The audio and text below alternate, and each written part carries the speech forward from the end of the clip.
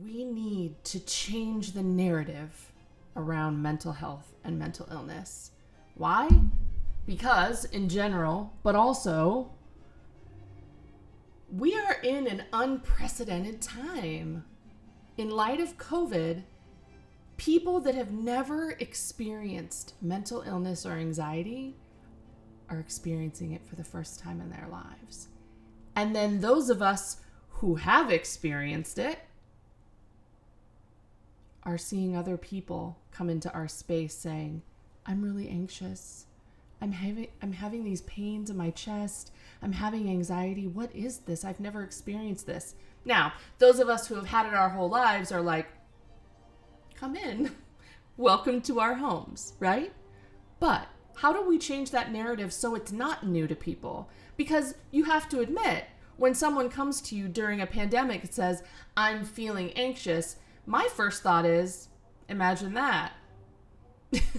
Because you really wish that we all could talk about this, right? So how do we change that? How do we make this something that we can all be more thoughtful about so that when it doesn't take a pandemic to really understand each other? Well, first of all, the suicide stats now are 300% higher, according to the National Foundation for Suicide Prevention.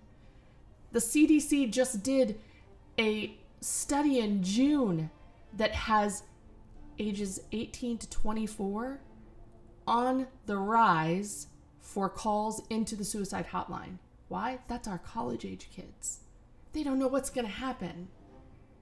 No one in their lives have experienced anything like this, so they're at a loss. I don't blame them. Our government is a trash fire that is literally affecting the well-being and lives of queer and trans people, especially queer and trans people of color, every day. They are making changes and laws that physically will hurt them. We have less space and resources for things like therapy and other self-care things that we usually do to take care of ourselves, and we can't because we're in a quarantine.